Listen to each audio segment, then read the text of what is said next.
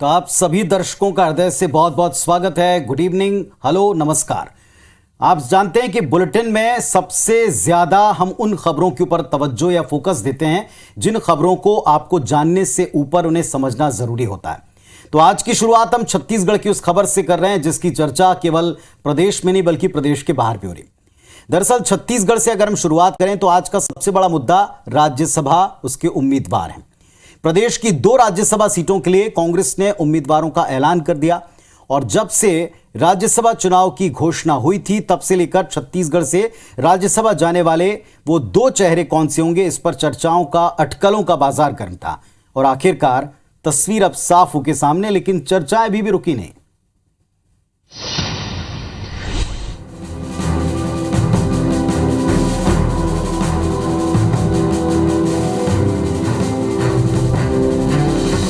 रविवार रात यानी 29 मई को कांग्रेस ने राज्यसभा के 10 उम्मीदवारों की सूची जारी की। इस सूची में छत्तीसगढ़ की 2 राज्यसभा सीटों के उम्मीदवार के नाम भी शामिल थे। कांग्रेस हाईकमान ने छत्तीसगढ़ से राजीव शुक्ला और रंजीत रंजन के नामों का ऐलान किया। राजीव शुक्ला कांग्रेस के वरिष्ठ नेता हैं जो मूल रूप से यूपी के कानपुर से आते हैं और बीसीसीआई के चेयरमैन रह चुके हैं, जबकि रंजीत रंजन बिहार से आती हैं, सांसद रह चुकी हैं और बिहार के बाहुबली नेता और जन अधिकार पार्टी के अध्यक्ष पप्पू यादव की पत्नी हैं। छत्तीसगढ़ में राज्यसभा की कुल 5 सीटें हैं। अभी कांग्रेस के पास 2 सीटें हैं। 10 जून को होने वाले चुनाव में छत्तीसगढ़ से दोनों कांग्रेस उम्मीदवारों का जीतना तय है। कारण यह कि बीजेपी कोई उम्मीदवार ही नहीं उतार रही क्योंकि उसके पास विधायकों की पर्याप्त संख्या नहीं है।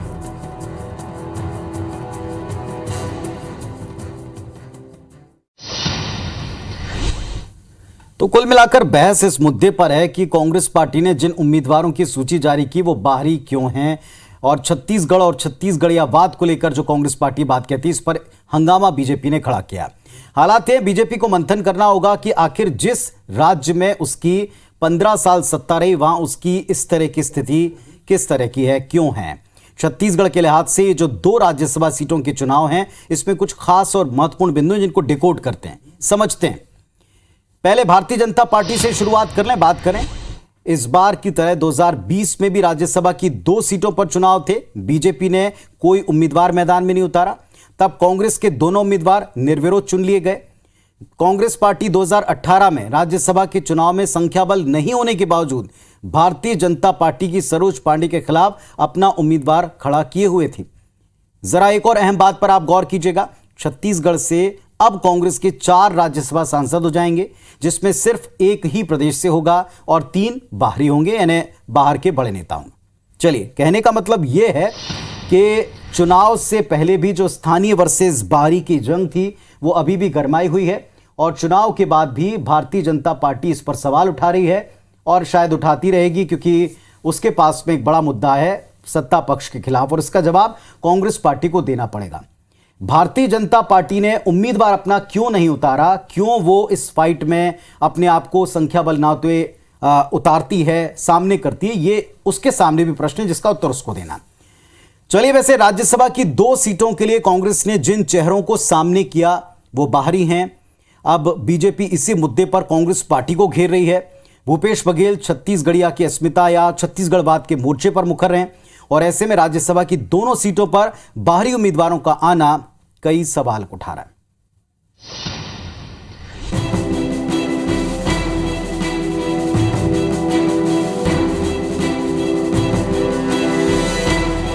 जैसे ही कांग्रेस ने राज्यसभा की 10 सीटों पर अपने उम्मीदवारों की सूची जारी की, वैसे ही छत्तीसगढ़ में बाहरी उम्मीदवार वर्सेस स्थानीय उम्मीदवार का मुद्दा गर्मा गया। कांग्रेस ने राजीव शुक्ला और रंजीत रंजन को उम्मीदवार बनाया है। बीजेपी इन उम्मीदवारों के बाहरी होने का मुद्दा उठा रही है। बीजेपी का कहना है कि क्या छत्तीसगढ़ में कांग्रेस के पास कोई योग्य नेता नहीं था। बीजेपी कहती है कि कांग्रेस का बाहरी नेताओं को प्रदेश से राज्यसभा भेजना छत्तीसगढ़ का अपमान है। 3.25 करोड़ की आबादी, लेकिन एक राज्यसभा बन जाए उसके लायक उनकी योग्यता कांग्रेस को दिखाई नहीं दी। ये बीजेपी का आरोप है। वहीं कांग्रेस इस मसले पर बैकफुट पर दिखती है। कांग्रेस नेता इसे आलाकमान का फैसला बताकर छत्तीसगढ़ की अनदेखी की बात को खारिज करते हैं।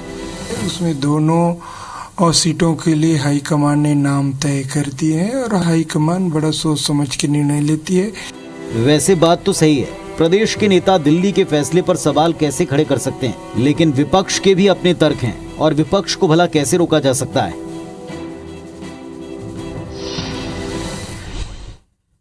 तो बीजेपी पूरी तरीके से कांग्रेस को कटघरे में खड़ा कर रही है। वो कह सकती है कि उसके पास इसकी बड़ी वजह है, लेकिन छत्तीसगढ़ में चल रहे बाहरी वर्सेस स्थानीयता के मुद्दे को जरा आप समझें, डिकोड करते हैं।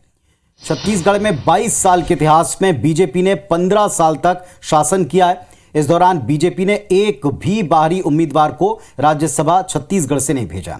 वहीं राज्य बनने के बाद पहले जोगी के शासनकाल में और फिर भूपेश बघेल के शासनकाल तक कांग्रेस पार्टी ने अब तक 5 बाहरी लोगों को राज्यसभा का चेहरा बनाया। 10 जून को होने वाले चुनाव में इस बार भी कांग्रेस में हमेशा की तरह घमासान मचा था। कई नेताओं के नाम सुर्खियों में आए। लग रहा था कि दो में से कम किसी एक जगह के ऊपर कांग्रेस का कोई स्थानीय चेहरा जरूर वहां पर जगह पाएगा, लेकिन ऐसा हो नहीं पाया। अब अगर आप देखें तो भारतीय जनता पार्टी की बात कर लें, बीजेपी कांग्रेस पर छत्तीसगढ़ की इसी अनदेखी का आरोप लगा रही है और हर दल में शीर्ष नेतृत्व जो ये फैसला अंतिम लेता है, इस पर सवाल खड़े कर रही बीजेपी। लेकिन फैसला ऐसा होना चाहिए जिससे राज्य का राजनीतिक संतुलन बना रहे और असंतोष ना फैले, और ये पार्टियों को देखना है, स्पेशली कांग्रेस को भी। चलिए, वैसे राज्यसभा चुनाव के लिए लिस्ट आने के बाद प्रतिक्रिया केवल छत्तीसगढ़ में नहीं, बल्कि कांग्रेस ने रविवार को राज्यसभा चुनाव के लिए जो लिस्ट जारी की उसमें 7 राज्यों के 10 सीटों के उम्मीदवारों के नाम हैं। सूची जारी होते ही इन 7 राज्यों के स्थानीय नेताओं में खलबली मच गई और इसके साथ ही राष्ट्रीय स्तर पर भी एक असंतोष देखा गया। जिन लोगों के नाम लिस्ट में थे वो खुश थे, लेकिन जिनके नाम पर मोहर नहीं लगी उनमें से कुछ ने खुलकर अपनी निराशा व्यक्त की। ये स्क्रीनशॉट कांग्रेस में फैले असंतोष की लहर का एक नमूना मात्र है। ये ट्वीट दिल्ली कांग्रेस के नेता और टीवी डिबेट में नजर आने वाले पवन खेड़ा का है। उन्होंने ये ट्वीट रविवार रात कांग्रेस की राज्यसभा उम्मीदवारों की सूची जारी होने के बाद किया। खेड़ा ने ट्वीट किया कि शायद मेरी तपस्या में कुछ कमी रह गई। इस ट्वीट को फिल्म अभिनेत्री और कांग्रेस नेता नगमा ने रीट्वीट किया। नगमा ने भी अपना दुख जाहिर करते हुए लिखा कि हमारी भी 18 साल की तपस्या कम पड़ गई इमरान भाई के आगे। आपको बता दें, कांग्रेस ने यूपी के रहने वाले शायर इमरान प्रतापगढ़ी को महाराष्ट्र से राज्यसभा भेजने का फैसला किया है। इसके साथ ही नगमा ने ट्वीट कर दावा किया कि उन्हें 2003 में सोनिया गांधी ने राज्यसभा भेजने का वायदा किया था। खैर, ये तो उन नेताओं की बात हुई जो खुलकर अपनी हताशा निराशा जाहिर कर रहे हैं। ऐसे न जाने कितने और नेता हैं जो खामोश तो हैं लेकिन खुश नहीं हैं।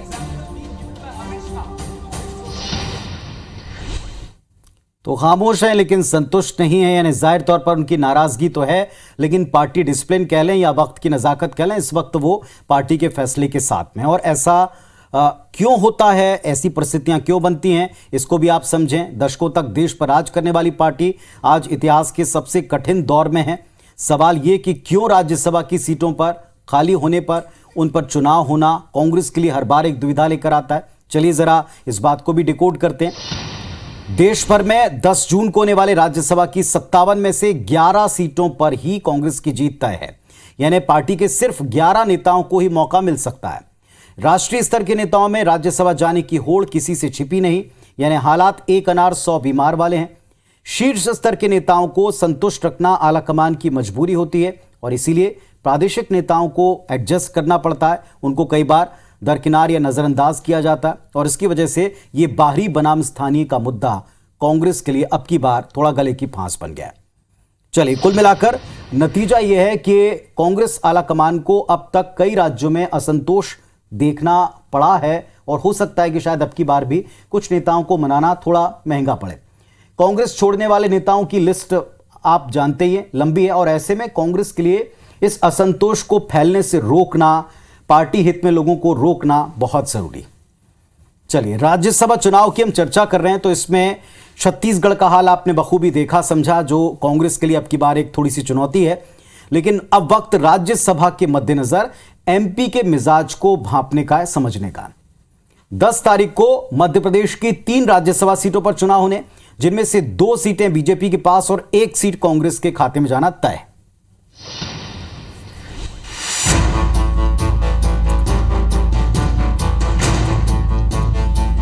देश के दिल मध्य प्रदेश की 3 राज्यसभा सीटों पर चुनाव होना है। विधायकों की संख्या बल को देखें तो चुनाव के नतीजे अभी से साफ हैं। कांग्रेस और बीजेपी के लिहाज से राज्यसभा के इन चुनाव को देखें तो ये बेहद अहम है। कैसे हैं इसे बाद में समझेंगे, पहले ये जान लीजिए कि 3 सीटों पर क्या नतीजे आएंगे। जैसा कि आपको बता चुके हैं कि 3 में से 2 सीटें बीजेपी और 1 सीट पर कांग्रेस का कब्जा तय है। कांग्रेस ने वरिष्ठ वकील और मौजूदा राज्यसभा सांसद को एक बार फिर मध्य प्रदेश से राज्यसभा भेजने का फैसला किया है और विवेक तन्खा ने आज अपना नामांकन भी दाखिल कर दिया। ये वक्त है कांग्रेस की मदद करने की और कांग्रेस को वापस लाने का, केंद्र में भी और स्टेट में भी। तो चुनौतीपूर्ण कार्य है जो मैं करूंगा। ये तो बात हुई कांग्रेस की, अब बारी बीजेपी की। बीजेपी ने अभी तक सिर्फ एक ही उम्मीदवार का ऐलान किया है और वो है कविता पाटीदार, जो कि मिनी मुंबई कहे जाने वाले इंदौर से हैं। दूसरे उम्मीदवार पर अभी तक बीजेपी में माथापच्ची जारी है। तो साहब ये हाल है एमपी में 3 राज्यसभा सीटों का, जिनको आपने देखा। वक्त एमपी की राज्यसभा की इन 3 सीटों पर बीजेपी कांग्रेस की रणनीति को भी डिकोड करने का। पार्टियां सोच समझकर ऐसा कर रही हैं। कांग्रेस पार्टी ने वरिष्ठ वकील विवेक तन्खा को इसलिए फिर से राज्यसभा भेजने का फैसला किया क्योंकि वे कश्मीरी पंडित हैं। धारा 370 को हटाकर बीजेपी एक तरह से कश्मीरी पंडितों के मसले पर कांग्रेस पर बढ़त लेकर आगे दिखती है। कांग्रेस तन्खा के जरिए कश्मीरी पंडित समुदाय को रिझाने की कोशिश करना चाहते हैं, दिखाना चाहते हैं कि वो भी उनके साथ हैं। दूसरी बड़ी वजह कि 2 वो वरिष्ठ वकील हैं और हाल ही में जो कपिल सिब्बल, जो 2 में से 1 वकील हैं, वो साइकिल पर सवार होकर ऑलरेडी पहुंच चुके हैं राज्यसभा। तो फिर अब तन्खा के ऊपर ज्यादा दारोमदार है। इधर बीजेपी को आप देखें तो सूत्र बताते हैं कि बीजेपी आलाकमान नए चेहरों को अवसर देना चाहती है। कविता पाटीदार के नाम का ऐलान इस बात का एक सबूत है। साथ ही कविता पाटीदार के माध्यम से बीजेपी ने महिला और ओबीसी कार्ड को भी साधने का प्रयास किया है, यानी उनके फोकस में केवल और केवल चुनाव हैं, 22 में भी, 23 में भी और 24 में भी। चलिए, वैसे राज्यसभा के चुनाव के नतीजे साफ हैं, पता है कि क्या आएंगे। राज्यसभा चुनाव के मामले में एक दिलचस्प बात यह भी है कि इसके चुनाव अप्रत्यक्ष तरीके से होते हैं और देखना होगा कि एमपी से चुने गए राज्यसभा के सांसद एमपी के मुद्दे कितनी दमदारी से उठाते हैं।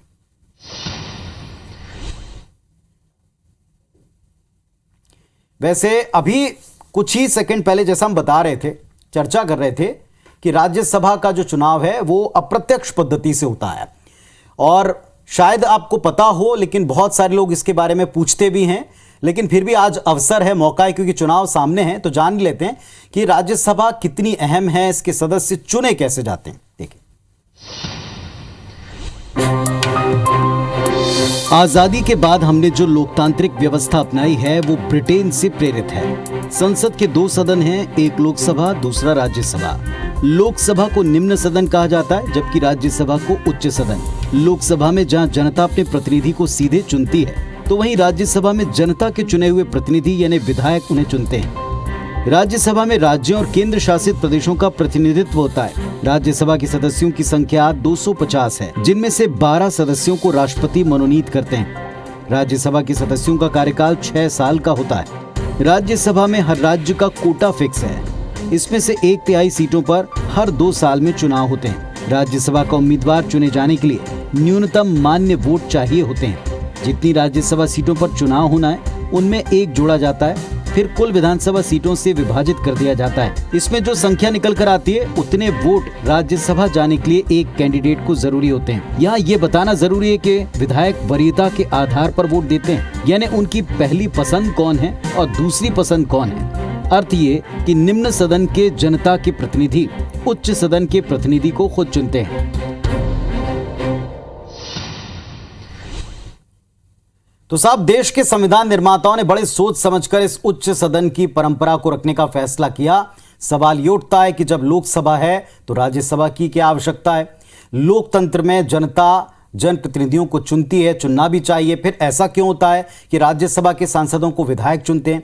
इसको भी डिकोड कर लेते हैं, इसको भी समझते हैं।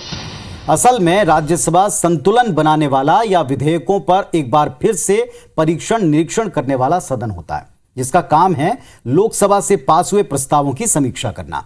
सरकार में विशेषज्ञों की कमी ये सदन पूरी करता है, क्योंकि साहित्य, विज्ञान, कला, समाज सेवा से जुड़े कम से कम 12 एक्सपर्ट इसमें मनोनीत भी होते हैं।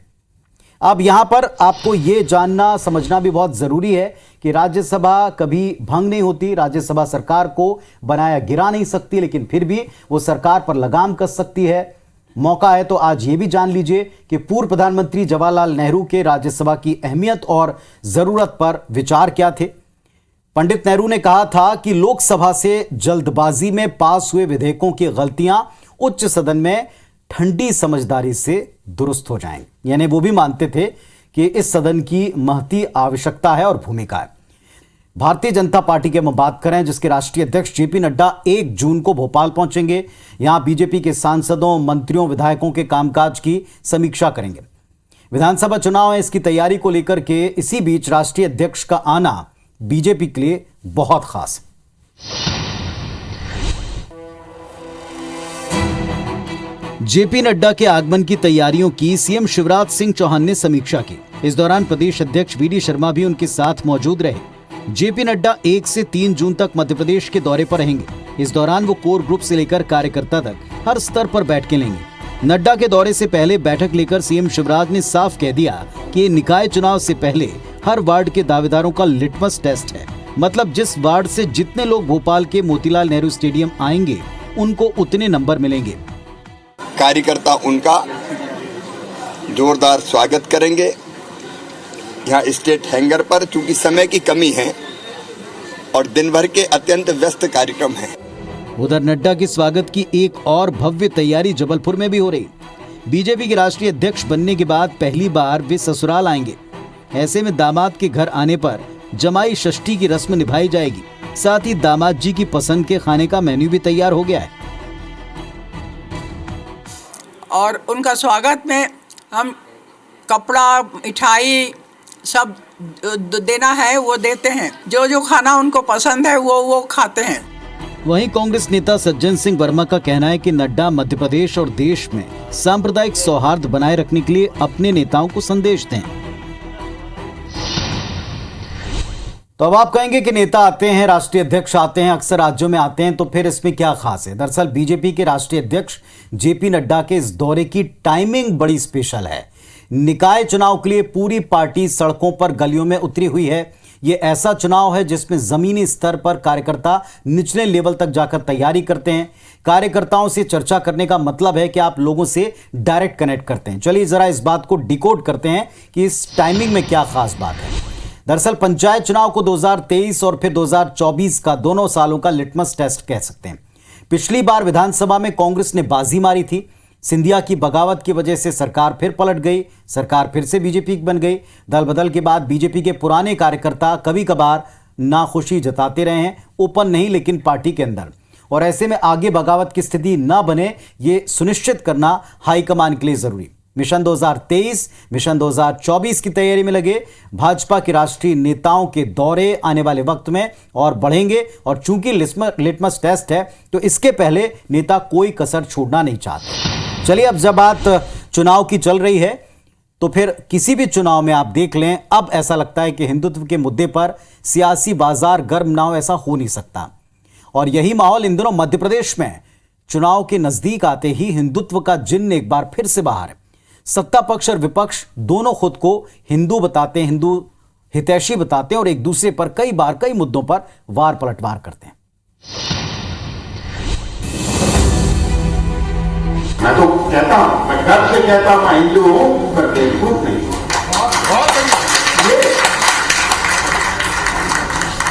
ये हमें कहना कौन सी शर्म आती है। पर आप धर्म को तो राजनीतिक मंच पर नहीं लाते। धर्म को ये हमारी अपनी धारणा है। हम धर्म को अपने राजनीति का आधार नहीं बनाते। ये कहना है मध्य प्रदेश के पूर्व मुख्यमंत्री कमलनाथ का। जैसा आपको पता ही है कि मध्य प्रदेश में पंचायत और निकाय चुनाव होने, सियासी सरगर्मियां लगातार बढ़ती जा रही हैं। इस बीच कमलनाथ ने हिंदू कार्ड खेलने की कोशिश की, लेकिन बीजेपी भी इसके लिए तैयार नजर आई। सीएम शिवराज सिंह चौहान ने कमलनाथ के बयान पर कुछ ऐसे तंज कसा। प्रमाण देना पड़ रहा है कि मैं हिंदू हूँ। ये तो अटल जी बहुत पहले कह चुके, हिंदू तन मन, हिंदू जीवन, रग रग हिंदू मेरा परिचय। कमलनाथ जी को अब याद आ रहा है। वहीं गृह मंत्री नरोत्तम मिश्रा ने राहुल गांधी और कमलनाथ को इच्छाधारी हिंदू बता दिया।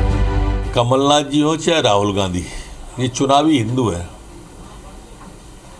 ये इच्छाधारी हिंदू है। इनको ये चुनाव पे याद आता है, कभी जनेऊ डालना, कभी टीका लगाना। आजादी के बाद से हिंदुत्व का मुद्दा हमेशा सुर्खियों में रहा है। बीजेपी खुलकर हिंदुत्व कार्ड खेलती रही है। वहीं पिछले कुछ सालों से कांग्रेस भी हिंदुत्व के मोर्चे पर बीजेपी को चुनौती देने की कोशिश करती आई है। राहुल के उपनयन संस्कार की फोटो या देवालयों के दर्शन, इन सब पर बीजेपी ने कांग्रेस को हिंदू विरोधी साबित करने और अवसरवादी बताने का प्रयास किया है।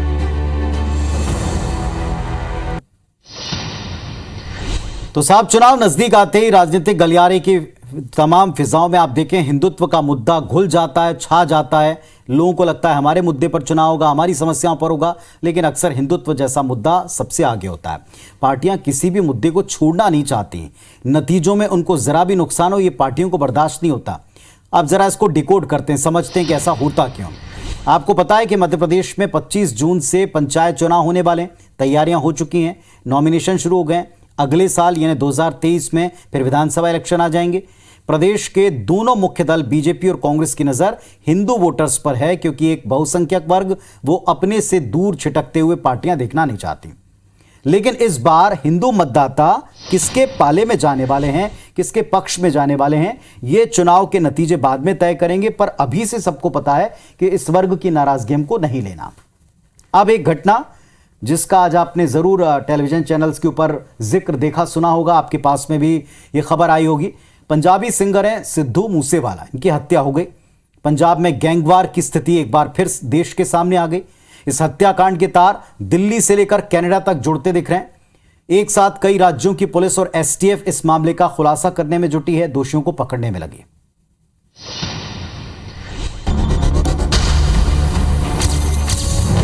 सिद्धू मूसेवाला पंजाबी गायक के साथ साथ कांग्रेस नेता भी थे। पिछले विधानसभा चुनाव में कांग्रेस की तरफ से उम्मीदवार रहे। पंजाब में मानसा के नजदीक कार से जा रहे मूसेवाला पर 30 गोलियां बरसाई गईं। 28 साल के गायक मूसेवाला की दिन दहाड़े हत्या से पंजाब की कानून व्यवस्था पर गंभीर सवाल उठे। साथ ही इस बात को लेकर भी सवाल उठे कि मूसेवाला की सुरक्षा घटाने के एक दिन बाद ही उनकी हत्या हो गई। विपक्षी दलों ने इस मुद्दे पर सीएम भगवंत मान से इस्तीफा मांगा है। भी ये सरकार के साथ मिलके इन्होंने उस आदमी को एलिमिनेट किया है। जितना आप किसी के ऊपर इल्जाम लगाएंगे उतनी सरकार भी दोषी है। कनाडा में रह रहे एक अप्रवासी भारतीय लकी बरार ने इसकी जिम्मेदारी ली तो पुलिस ने गैंगवार के नजरिए से जांच शुरू कर दी। पुलिस ने घटना में इस्तेमाल की गई कार बरामद कर ली है। इसके बाद पंजाब पुलिस ने दिल्ली और उत्तराखंड में कई गैंगस्टर्स की सुराग तलाशनी शुरू की है। उत्तराखंड से 6 संदिग्धों को पकड़कर लाया गया है। तिहाड़ जेल में बंद गैंगस्टर लॉरेंस बिश्नोई से भी पूछताछ की गई। तो दरअसल ये कांड, इसकी चिंता केवल पंजाब तक साहब लिमिटेड नहीं है। चिंतित केवल पंजाब नहीं बल्कि सारा देश है। क्यों है ये भी आपको बता रहे हैं। दरअसल पंजाब में गैंगवॉर कोई नई बात नहीं। दशकों से देश का पेट भरने वाले पंजाब की धरती हाल के सालों में ड्रग्स को लेकर बदनाम रही है। आपको याद होगा एक फिल्म बन चुकी है उड़ता पंजाब, यानी वो भी ये डिस्क्राइब करती है कि पंजाब किस गत को पहुंच चुका था। ड्रग्स की तस्करी और उसके कई ब्लैक मनी के बंटवारे को लेकर के गैंग्स बन चुके हैं। ये गैंग्स बन गए और ये समस्याएं आपको दिखाते हैं, समझाते हैं, डिकोड करते हैं। सभी सियासी दलों ने पंजाब के नागरिकों से चुनावी वायदा किया कि पंजाब से ड्रग्स को खत्म करेंगे, लेकिन कई मामलों में पंजाब छला गया। ड्रग्स की विष बेल बढ़ते बढ़ते बढ़ते बढ़ते अब गैंग वॉर तक आ गई। हालात ये हैं कि कई हिस्ट्री शीटर पंजाब से भागकर कनाडा तक जा रहे हैं और वहां से अपना गैंग ऑपरेट करते हैं, कारोबार चलाते हैं काला। हाल ही में पंजाब पुलिस के इंटेलिजेंस दफ्तर पर रॉकेट से हमला हुआ था, याद होगा आपको। जांच अब तक पूरी हुई नहीं। पंजाब पहले खालिस्तानी आतंकवाद की मार को झेल चुका है। बॉर्डर स्टेट है, पाकिस्तान से लगता स्टेट है और इस तरह अगर स्थितियां ऐसी रहीं तो फिर चिंताजनक बात होगी और ऐसी स्थिति ना बने। केंद्र और राज्य को मिलकर इस पर जरूर प्रयास करना चाहिए और प्रयास करने होंगे। तो कुल मिलाकर पंजाब की चिंता या जिक्र हम न्यूज डिकोड पर इसीलिए कर रहे हैं ताकि ये देश के लिए कहीं कोई खतरा ना बना दे।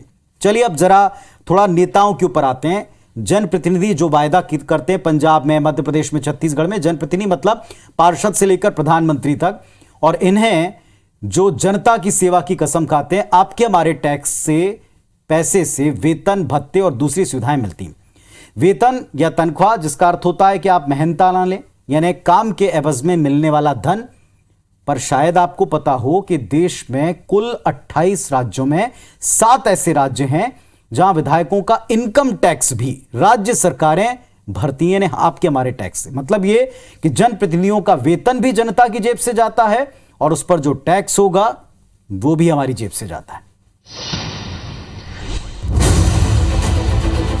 जनता की सेवा का दावा करने वाले जनप्रतिनिधि वेतन लेते हैं, आपत्ति इस बात पर नहीं है। मसला यह है कि देश की कई राज्य सरकारें विधायकों का आयकर यानी इनकम टैक्स भी सरकारी खजाने से भरती हैं। इसमें एमपी और छत्तीसगढ़ भी शामिल है। अब जरा से विस्तार से समझिए। नियम के मुताबिक इनकम टैक्स मूल वेतन पर देना होता है। कुछ भत्तों को छोड़ दें तो बाकी टैक्स के दायरे में नहीं आते। मध्य प्रदेश में मुख्यमंत्री और मंत्रियों का टैक्स राज्य सरकार भरती है। विधानसभा अध्यक्ष, उपाध्यक्ष और नेता प्रतिपक्ष का आयकर भी विधानसभा सचिवालय भरता है। वहीं मध्य प्रदेश में विधायकों का मूल वेतन 30,000 रुपए है। इधर छत्तीसगढ़ में सभी विधायकों का इनकम टैक्स भी राज्य सरकार ही भरती है। मध्य प्रदेश, छत्तीसगढ़ के अलावा हरियाणा, झारखंड, पंजाब, आंध्र प्रदेश और तेलंगाना में विधायकों का टैक्स आम जनता की जेब से ही जाता है। तो साहब, कुल मिलाकर के सरकारी खजाने का बेजा इस्तेमाल हो रहा है, ये आपको साफ दिख रहा है। कहने का मतलब ये कि जरा अगर आप इस स्थिति को डिकोड करें, समझें, तो दरअसल विधायकों का आयकर सरकारी खजाने से नहीं भरना चाहिए। ये पहली नजर में लोगों को समझ में आता है। राज्य सरकारों को तत्काल फैसला इस पर लेना चाहिए जहां कहीं भी ऐसा हो रहा है। खुद माननीय को भी नैतिकता के आधार पर आयकर भरना चाहिए। और ऐसा इसलिए हम कह रहे हैं क्योंकि आपको याद होगा कि देश के प्रधानमंत्री से लेकर तमाम राज्यों के मुख्यमंत्री तक ये कहते हैं कि राज्य के विकास की जिम्मेदारी अकेले सरकार की नहीं है, आपको जन भागीदारी करनी चाहिए, आपको आगे आना चाहिए। मध्य प्रदेश में बच्चों की मुहिम हो या किसी और स्टेट में, तो नेता जोड़ते हैं, लोगों से जोड़ते हैं और ये कहते हैं कि साहब आपको जनता की यानी स्टेट की, देश की अगर चिंता करनी है तो फिर जाहिर तौर पर आपको अपना कॉन्ट्रीब्यूशन देना पड़ेगा। तो क्या नेताओं के आयकर की जिम्मेदारी, क्या ये उनको जनता के जेब के ऊपर डालनी चाहिए? नेताओं को भी सोचना चाहिए। अब नतीजों की जरा बात कर लें। नतीजे आए हैं आज यूपीएससी के, लेकिन एक ब्रेक के बाद आपको बताएंगे कि कैसे ये बच्चियों और उनके शौर्य को, उनकी मेहनत को, उनके परिश्रम को सामने रखने वाले, साकार करने वाले साबित हुए हैं। दिखाएंगे।